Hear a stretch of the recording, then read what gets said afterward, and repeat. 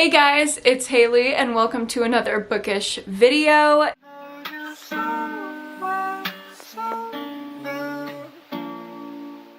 Today I'm going to be getting into my February wrap-up. I ironically read more books in February than any month in the past 6 months, even though it's the shortest month. I don't know how that happened.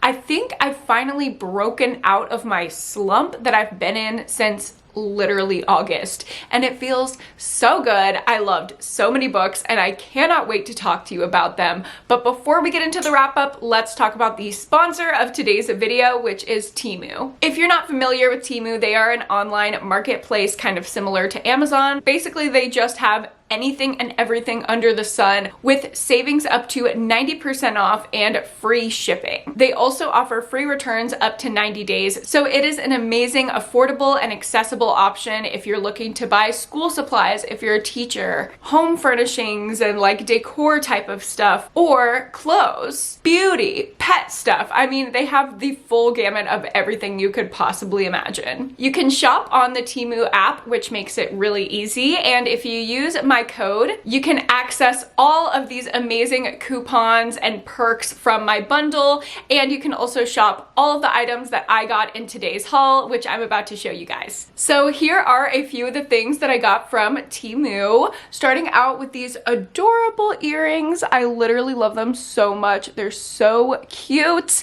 and actually most of the stuff that I'm wearing I got from TEMU. This little white under tee kind of like layering piece is amazing quality. It's just like the ones that are going viral on the TikTok shop right now, actually. And it actually came with a black one as well in the same pack. Also, this like little oversized cropped vest moment. I also picked up quite a few things for our trip that we're taking this spring break. I got this adorable little like makeup caddy kind of carrier thing with these daisies. And then I got a matching like shower caddy so I can put my makeup in here, my shower stuff in here, and just have all my packing look really cute. And when we were thinking about going to the beach, I knew that I wanted this hat. I saw it at like a luxury store and it had all these puka shells on it, but it was like $78, I think. So I just decided I'm wondering if I could get this from TEMU, and y'all, I did. Look at this. Look at this. Is this not giving like country beach girl, like rich lady from a thriller? Don't look at it with this outfit, but you know what I mean? Like, my friend told me I look like a bran muffin, but I don't care. This is exactly what I was wanting. And literally I DIY'd it for under $5 from TEMU. I got the hat and then I got a pack of puka shells and I just glued them on. I also got these sunglasses for the beach, which are so chic, so cute. And I got this amazing shell necklace to wear on the beach. These like pearlescent shell earrings. I think they're gonna look so cute like at a beachy dinner. The accessories on TEMU are literally amazing. Got this massive pack of so many gold rings that I can just mix and match. And then I also got these, I don't know if you can see, but they're little initial rings, and I got a C, an A, and an M, so I stacked them to say Cam for when I don't want to wear and possibly ruin my really expensive diamond ring on the beach or going to the gym. I've been wearing these stacks that just say Cam, and I think it's so cute. I've also worn these to the gym and the pool for the past 2 weeks, and they haven't tarnished at all. Obviously, I had to get a little bikini, so I got this adorable little like scrunchy fabric, and then it has the matching like kind of higher rise bottom. And to go over that, I got this cover up, just like mesh tan dress. And then lastly, I just got a bunch of tops that I can wear with jeans and just like mix and match. First up, we have this pink long sleeve basic. It's kind of like the same material as this, just like a really good layering piece. Also got this adorable, very like coquette with the bow and the lace little tube top with some ruching on the side. Another like coquette inspired top, this little tube top with the ribbons going down the side. I love. This one is super beachy, just like this pink kind of like split mesh tube top. And then I got a couple black just like neutral going out tops. This one is just like a plain black lace cami I can wear with low-rise jeans. And this one is like just a plain black halter that ties around the neck. So it is safe to say I am totally set for my beach trip thanks to TEMU. If you guys are interested in checking out any of this stuff, again, you can use my code and click my link down below to access that coupon bundle in the TEMU app. Thank you so much to TEMU for sponsoring this video, and now let's go ahead and get into the wrap up. First, as always, I'll go over my stats. I read a total of 20 books in February. I truly don't know how I did this. I haven't read 20 books in a month in so long, and that was a total of 6,272 pages. My mood breakdown was pretty standard: dark, mysterious, tense, and emotional reads, but a couple more funny reads than usual, which is interesting. About a third of the books that I read were fast-paced, and the other 2/3 were medium-paced. I read 8 books under 300 pages and 12 books that were between 300 and 500 pages. I did read one nonfiction book this month, and the others were all fiction. Here is my genre breakdown. Starting out at the top, we have thrillers, followed by romance, mystery, young adult, sci-fi, and horror. Across my 20 reviews this month, I had an average rating of 3.83, which is not too bad at all. I only had 1 2-star book, 3 2.5 stars, 1 3-star, 5 3.5 stars, 3 4 stars, a 4.5 star, and 6 5-star books, 4 of which belong to the same series that I cannot wait to talk about. I hadn't had a 5-star book in so long until I read this series. And here's the breakdown of how I read those pages throughout February. I honestly don't know how I did this. For most days, I was reading over 200 pages a day, which is absolutely insane. There's one day I literally read over 750 pages. I don't know what I was on, but I'm definitely back in my reading era, that's for sure. Okay, now let's wrap up the actual books, starting out, as I always do, with my lowest rated book and working our way up to my highest rated book. So the 1 2-star book that I read in the month of February was Neighborhood Watch by Sarah Rita.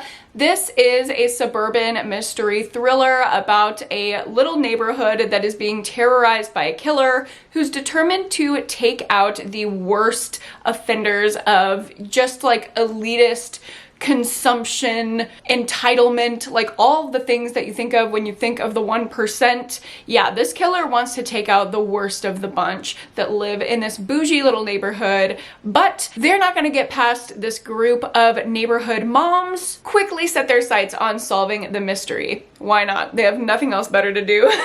So I unfortunately didn't enjoy this one too much. I predicted exactly who the killer was gonna be. There were also some like weird instances of wording in here that I didn't love, some weird trans representation, just the way that other characters talked about a trans character didn't really sit right with me. I think there were a few editing things that could definitely improve it plot-wise, but overall it was just kind of a forgettable and not up to the caliber of the normal domestic mysteries that I like to read. If you want my full in-depth review, I featured it in a vlog this month. I have it in a new release thriller vlog.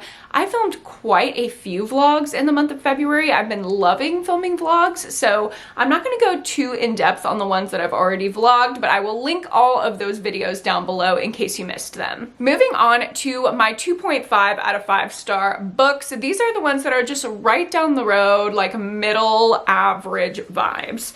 Starting out with Butcher and Blackbird by Brynn Weaver, the book that swept the nation, the book that all of TikTok cannot shut up about.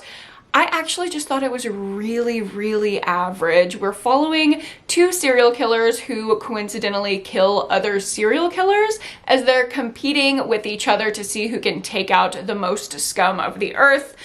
which seems cute in theory, but it's not as dark as it was pitched to be. It's more like a slightly kooky rom-com with some dark themes, but I wasn't that interested in the relationship. I didn't feel the connection between the characters. It wasn't as dark as it pitched itself to be, and the smut was super cringe. It was a fun story, and I'm definitely not mad about it. I had a fine time while I was reading, other than the cringing at the smut. I just think that this really doesn't match up to the hype that I was hearing about it. Next up, we have another romance, and that is Radiant Sin by Katie Robert. This is the 4th book in the Dark Olympus series, which is an urban romantasy series that follows little couple pairings of Greek gods and goddesses that are getting together in Olympus, which is kind of this like floating city above the United States, which we know. Yeah, this is like imagining Olympus is in the clouds and all the goings on up there and the gossip and scandal and romance that happens between the gods. In this story, we're following Apollo and Cassandra, and again with the cringe smut. I don't know, y'all. I don't know. The story was fine. It was fine. It was entertaining for what it was. I listened to it mostly on audio though, and I will say the voice actors, they just really went hard on the acting, and I don't know if it was effective. And another issue that I tend to have more and more the further that I get into the Dark Olympus series is that there is like a very intentional effort to consider representation and consent and things like that, which I obviously really appreciate. But sometimes the scenes end up, because they're so intentionally written, kind of sounding like a PSA. Like, I don't want a pause in the middle of a smut scene where Apollo's like, and I must ask for consent. A condom is essential if you are not on birth control. Like, okay, yeah, okay, that's very respectful, but like, what's going on? We're all adults here. We know it. Like, I don't know. That part just kind of cringed me out. I definitely didn't feel the connection between these two characters like I have in past editions of this series, but I'm hoping this is just a blip, and when I get into the 5th book, it's a little bit better. And my last average read of February was Perfect Little Lives by Amber and Danielle Brown. This is a perfectly fine suburban thriller about two people who realize that their lives were much more intertwined than they originally thought, and one of them might have to do with the other's mother's death. And so she takes it upon herself to rekindle this friendship from childhood and dig out all of the secrets to try to find out what exactly happened to her mother and try to exonerate her father, who's currently in prison for the crime. There were a lot of good conversations that were brought up in here, but I do think the pacing was a little bit off. It was a little bit difficult to get into. I didn't care as much about the characters as I did in their first novel. I feel like this is the curse of the second book thing that happens to a lot of thriller authors that I really love, so I'm hopeful for their next release, but this one was not for me. Next up, let's talk about the one 3-star book that I read in the month of February, and that was The Overnight Guest by Heather Gudenkoff.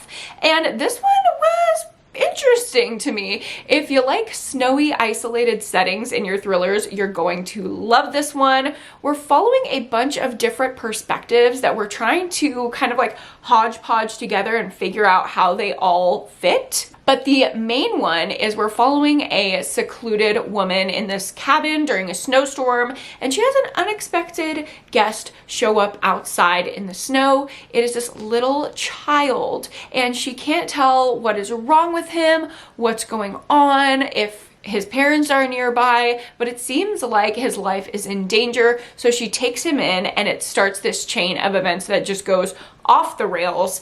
I think this was a really well-written book. However, I think I'm just such a seasoned thriller reader at this point that I was able to see every plot point coming.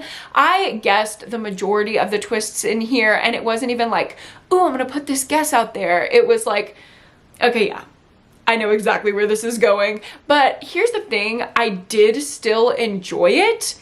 I don't think this is a favorite of all time. I do think it's a little bit of a forgettable thriller, especially since I predicted most of it. But nonetheless, I still had a good time reading it, and I would say the writing style makes it better than average. I had a full idea as to who these characters were, and it was really easy to read. Next up, I had quite a few 3.5-star books this month. I feel like that was just the rating of the moment.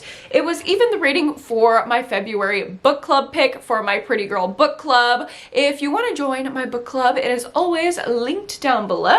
And this month in March, we're reading The Clinic by Kate Quinn. We usually read a thriller or horror pick occasionally, but mostly thrillers.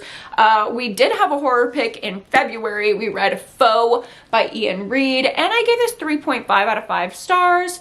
It was kind of confusing, really thought-provoking, but at the end of the day, just kind of went over my head a little bit. I feel like I didn't grasp too much of it until we sat down for the discussion, and thank you to the amazing girls on my Patreon who explained to me the things that I didn't quite grasp. I do think this brings up great conversations, and it's wonderfully written like all of Ian Reid's books are, but it just didn't have the same impact for me as We Spread or I'm Thinking of Ending Things, which were both 5-star books for me. In Foe, we are following this couple, and randomly this guy from some government project shows up at their door, and he's like, hey, you man, sir, husband, sir, you're gonna have to go to space. And don't worry about your wife being all alone. Yeah, she, her, you, lady, you are gonna be just fine because you're gonna have a replacement husband. And there's no choice in the matter. They just have to go along with it. And as they do, wildness ensues. You just really have to be paying close attention and really have your brain on while you're reading this book. I think this could work for a lot of people, especially if you like sci-fi thrillers or sci-fi horror, something like Black Mirror-esque. You're gonna love this, but it wasn't quite to that level for me. Next up, I have another edition of Spy X Family or Spy Family. I know I've been calling it Spy X Family and everyone's like, you can just call it Spy Family. I think it's cute, like Spy X Family. I don't know, I just think it's cute, okay? And this is by Tatsuya Endo. This is the 4th edition in the series, and it's about the family getting a dog. This is a manga, if you don't know anything about Spy Family, but this was my least favorite of the series so far. Obviously, I loved the cute dog content, but I kind of feel like it stopped there. It didn't really take the story much further. It just felt like cute little antics with the dog, which I liked, but I would like a little bit more development as we continue in this series. So 3.5, not a bad rating, fun time, but not as great as the rest of them. Next up, I have a YA horror called You're Not Supposed to Die Tonight by Kaylin Bayron. This is one that I read for my Black History Month, celebrating Black horror and thriller authors vlog, and this one was okay. I had a good little time with it. I just wish it would have been so much longer, because I think if we had an extra 50 to 70 pages, this could have been so good, but the cutoff was a little weird. We are following this group of teens who work as scare actors at what is kind of supposed to be this fake Friday the 13th horror experience. So they're in this camp and paying people show up to be scared, and our main character plays the final girl, and her friends are there with her, and her girlfriend is there with her. Really fun sapphic rep in here. But suddenly the staff starts getting actually picked off one by one, and a slasher ensues. We are trying to figure out who's doing the slashing and help our final girl get out alive. It has a little bit of a speculative twist in here, which I really enjoyed, but I feel like it wasn't quite fleshed out enough. So while I had fun, it just had to sit at a 3.5. It didn't quite make it to a 4. Next up, we have Murder in the Family by Kara Hunter. This is a mystery thriller that reads like a Netflix true crime documentary. If you like something like The Staircase or Making a Murderer, you will love this book. It literally reads exactly like that. This book is almost exclusively media transcripts or like text messages, emails, posters. Like, it is fully media and it goes really fast. So even though it looks kind of thick, it's a quick read. And we are rehashing this murder that took place in this family. The patriarch of the family was just found dead outside, and everyone in the family is a suspect. So we have a bunch of experts on the case going over the evidence again, presenting it to us, and the whole book is kind of a game. It says there's one body and 6 experts. Can you solve the case before they do? And I definitely did not. It was so wild. It took so many turns and I thought it was so fun. I just didn't feel super connected. I feel like if you are a character driven girly, which I definitely am, you're not gonna feel totally invested in this story. I needed a little bit more connection, and the clinical lens of all the researchers just kind of took away from that. Also, at times, the pacing was weird. There were some episodes, quote unquote, that kind of lagged where they were really info heavy and less exciting. But overall, I had a good time with it. If you like media and true crime, you're gonna like this. And my last 3.5 out of 5 star book that I read in February was Secluded Cabin Sleeps 6 by Lisa Unger. This is another secluded cabin book. I don't know why I was really liking those books in February. Even though it's like 80 degrees here in Texas, I was still trying to hold on to some wintry vibes. Even though y'all, in the comments of the vlog, everyone was like, it takes place in June, it takes place in June. Then why is it described as cold and there are descriptions of snowy mountains and they're literally in an isolated cabin during a storm? Like, I understand that it takes place in June, but no matter the time that it takes place, the month that they're saying on the page, it felt wintry. So let me tell you, it's wintry.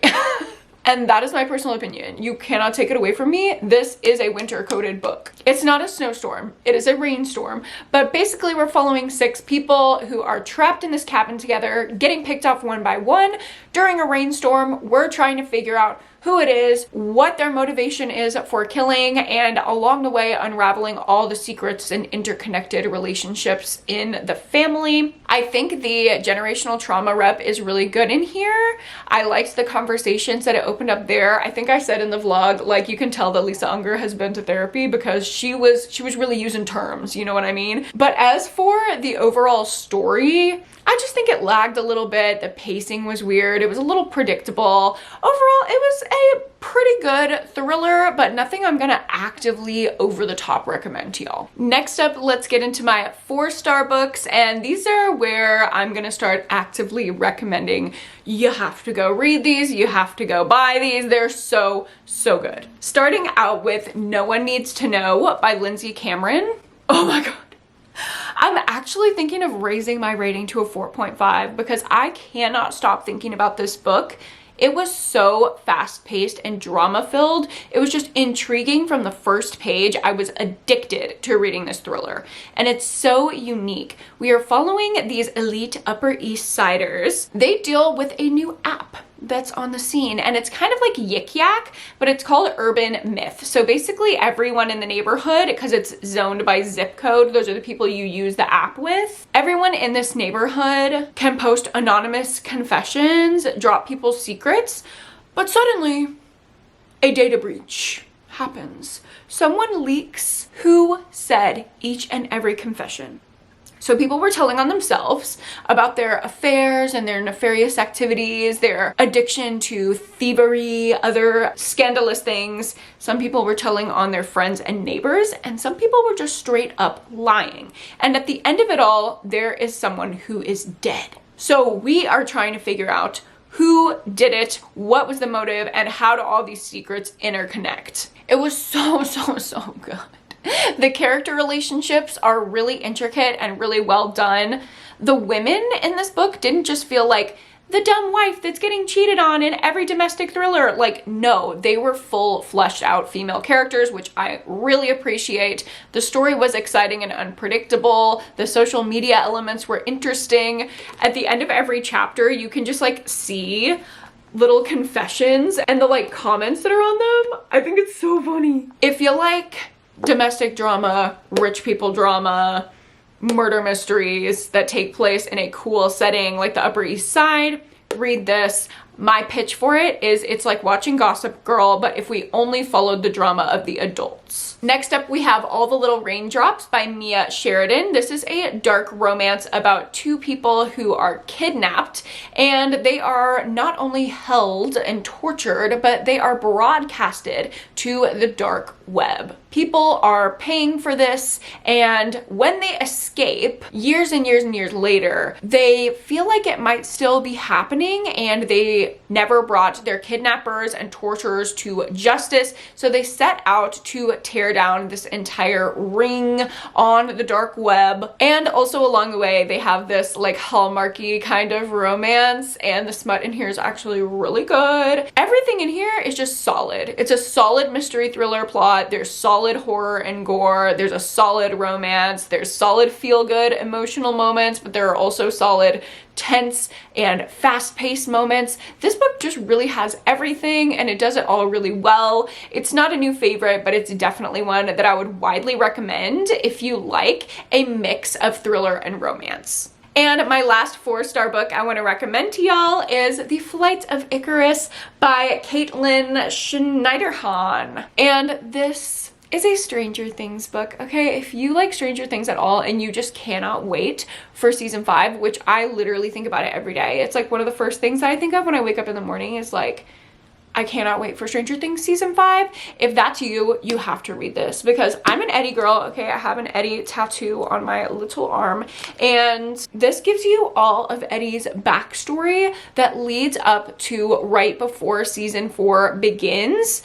So there's just so much lore in here. The character is written so well. It just feels like one of my favorite fictional characters that has ever existed, has expanded lore, and he's so cute and he's so fun, and he has this like depth of emotion that we can feel watching the show, but it's not expressly stated, obviously, because he's a side character. It's so adorable. It's so fun. It was literally just perfect, okay? Like, I love Eddie so much. Please don't talk to me. I am in mourning. And I did have one 4.5-star book that I read in the month of February, and that was Jackal by Erin E. Adams. I have the book, but I do not have it in my possession because it's already one that I've started passing around to all my friends for everyone to read because it was so good. We are following a Black woman who returns to her predominantly white hometown for her friend's wedding, and she starts to notice this trend of little Black girls going missing every single summer. Unfortunately, when she goes back to town, her friend's daughter is the young Black girl that goes missing, so she starts to unravel this pattern and what might be driving it. This book was so good. Amazing connection to our main character, beautiful conversations with so much meaning were opened up. The plot was unpredictable and had beautiful pacing, and you're probably hearing these things and asking, why did you give it the 4.5? Why did you dock that little half star? Because it sounds like a 5-star book, and I guarantee you it would have been if there was just one element that didn't catch me off guard. Everything was so rooted in reality, and then there was just this one part that immediately took me out of the story, and I cannot call it a favorite of all time because of that. I really wanted to just like brush over it, honestly, when I was filming my vlog and be like, anyway, 5 stars, I love it, I love it, I love it, because I do genuinely think it's such a good book, but I had to be real, and I knew when I read that part of the story, my heart sank because I was out of the world of the book. So I would say be aware going in. There is some part that is not rooted in reality. Please go in open to that. I really wish that I would have. It really catches you off guard and doesn't fit the rest of the story, but everything else is flawless. If you are prepared for that, you're going to love this book. And finally, we are on to my 5-star reads of February, which are actually mostly romance. I haven't read a 5-star thriller yet this year, which is kind of wild. But I'm waiting for a 5-star horror thriller. In the meantime, the romance is popping off, okay? We have Twice Shy by Sarah Hogle. Everyone told me for so long, read Sarah Hogle, you're gonna love Sarah Hogle. Sarah Hogle will get you out of your reading slump. I did not believe y'all, because these just look like any old throwaway rom-com you would find on the shelves of Target. However, this is so much more. I absolutely loved this book. It is so charming and funny. It's a rom-com that's actually funny. Can we believe that? It's not just like puns and banter, like whatever banter is. I don't know. People love to talk about banter. I think banter is kind of cringe. Like, that banter doesn't really happen in real life, at least not that, like that with my friends. I don't know. Our banter is like bullying each other and making weird random sounds. So I don't really get the whole like, I'm gonna make a pun and that's banter. No. That shit in rom-coms annoys the shit out of me. So I love that Twice Shy, like, felt real. The banter felt very real and it was actually funny. And I don't know if I just resonated with that because it reminded me more of my friends, because these two main characters are both like shy, awkward, introverted, low-key neurodivergent adorable human beings. But yeah, the representation for that type of a person, if that is you, if that is your friend group, you're gonna love this. Our male love interest is just this like sweetheart. Like, he looks like this like rugged guy, but he's such a sweetheart. He's so like nervous and shy and awkward. And then our main girl is so cute. She kind of looks like on the outside she has it all together, like she knows how to put together a cute outfit and she's not afraid to be like bold and fun and funny, but on the inside she is like, nobody can see. Everyone's gonna see through this veneer and know that I don't have anything figured out and nobody can know. So she has this deep level of insecurity and anxiety as well, and they kind of connect over that and form this romance as they clear out her aunt's house, who passed away and left her estate to both of them. So it's like a forced proximity thing where they're both inheriting this house and figuring out what to do with it together. They start off as a very unlikely pairing, getting off on the wrong foot, but even then he's doing sweet things for her, and of course they fall in love along the way. I thought the third act, Miscommunication, was actually really well done. It felt really relevant for the issues that were showing up for them individually and as a couple, and I feel like it deepened the connection. I cried at the end of this book, which almost never happens to me with a rom-com. I was just so surprised by this. It was adorable, had depth of emotion, and just a feel-good time. The next 4 books that I want to talk to you about are all in the same series, and that is the Witsec series by Ashley N. Rostek. Okay, the first book is Find Me.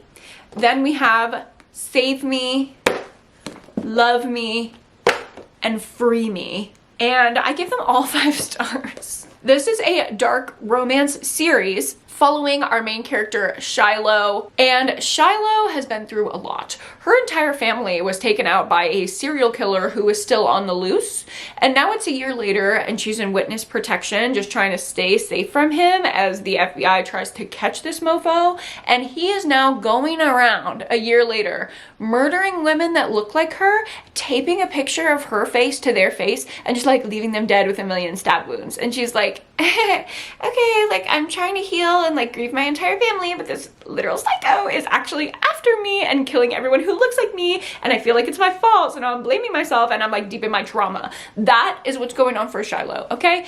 And she moves to this new town to try to be like anonymous with her new identity, and next door just so happens to be 4 super hot, super sweet, super funny, super caring, super adorable brothers.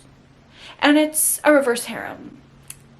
Not only is it like phenomenal smut, but it's also this deep level of like emotional bonding and trauma healing that happens over the course of the 4 books.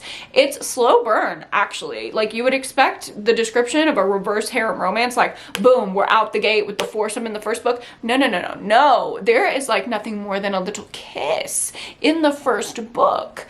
It's slow burn. The mystery thriller plot honestly could stand completely on its own without the romance. And I'm obsessed with the series. It is like my new Roman Empire. I think about it all the time. I love it. And I have a full in-depth reading vlog of the entire series up on my Patreon. So you can go check that out if you are a member of my top tier over there, or you can join. Same link as my book club down below. So those are all the books that I rated this month, all 20 books, but I actually forgot that I don't rate my nonfiction books, so it wasn't included in the reviews and like all the books that I have lined up to talk about over here. So my one nonfiction book that I read in February was actually a memoir, and that was Paris, obviously by Paris Hilton. This was such an amazing memoir. It was so interesting to hear this in-depth account of Paris Hilton's life. We think that we know her, but really we just know the character that she portrays, and she really plays up this like dumb blonde thing, but she is such a brilliant writer. She's such an intelligent mind. She's had so many harrowing things happen to her that she talks about with such grace and such inspiration. Like, I want to know everything about her. I would love to sit down and talk with her because she just sounds like one of the most interesting people. It's so interesting to me when people are so wildly different in reality from how the world kind of sees them or portrays them. If you've been around here for a while, you probably know my fear of like perception and being perceived. And that's the main thing that like Paris has dealt with her entire life. And we really go into her upbringing in this book, which I had no idea this stuff happened to her. And now she is making moves towards changing the entire system from the ground up that abused her. It is incredible. It is real. It happened to so many kids, and it is just so amazing that she is not only able to speak about what happened to her with such healing and grace, but also to do these real life implication things. I just think she's phenomenal. This was an amazing read. It was an emotional read, but she's also just like so funny and so good at balancing out. I want to read more. I could read just more stories from her life forever and ever and ever. I could not believe, as I was reading it, that this was not only a real person, but Paris Hilton. We just don't really know her, y'all. And if you want to get to know her, you should really read her memoir. And with that, those are all of the 21 books that I read throughout the course of February 2024. I hope you got a couple of good recommendations from this video. Let me know down below what was your favorite book that you read in February. Don't forget to download the TEMU app and use my code down below to get that coupon bundle and shop till you drop. Thank you guys so much for watching this video. Go ahead and give it a like if you liked it, and subscribe to my channel if you haven't already. Also, subscribe to my podcast channel if you haven't subscribed there. There are new episodes every single Thursday or Friday. Don't forget to go to therapy and read a book this week, and I will see you guys in my next one. Bye!